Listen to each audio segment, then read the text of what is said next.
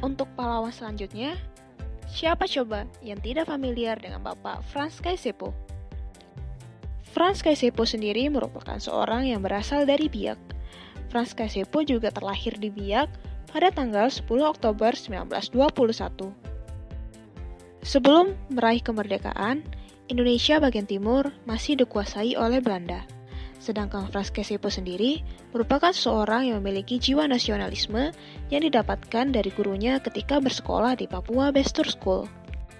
Sebagai seorang yang memiliki jiwa nasionalisme, Kaisepo dan teman-temannya memperdengarkan lagu kebangsaan Indonesia Raya di Kampung Harapan Jayapura, dan pasca kemerdekaan, pada 31 Agustus 1945, mereka juga melaksanakan upacara dengan mengibarkan bendera merah putih dan menyanyikan lagu kebangsaan. Kaisepo sendiri terkenal sebagai seorang yang anti terhadap Belanda. Bahkan, ia tidak terima ketika wilayahnya diberikan nama Papua karena dianggap memiliki konotasi negatif yang kemudian ia menggantinya menjadi Irian yang memiliki arti panas.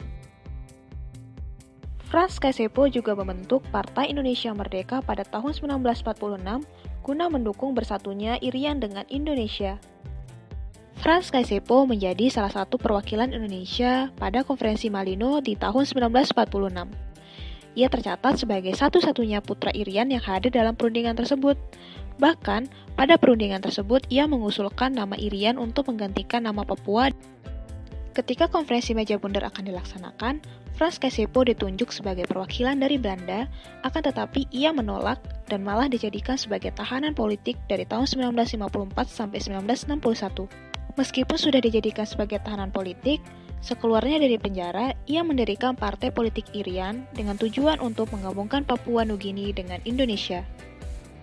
Sayangnya, pada tahun 1963, Irian menghadapi permasalahan dengan mundurnya gubernur pertama Irian, yaitu Elisir John Bonai, yang berujung bergabungnya John Bonai dengan Organisasi Papua Merdeka atau OPM. Untuk mengisi kekosongan, Franz Kaisepo akhirnya ditunjuk sebagai gubernur dari Irian. Franz Kaisepo sendiri terus memperjuangkan Irian agar bergabung dengan Indonesia, hingga akhirnya impiannya tercapai dengan bergabungnya Irian.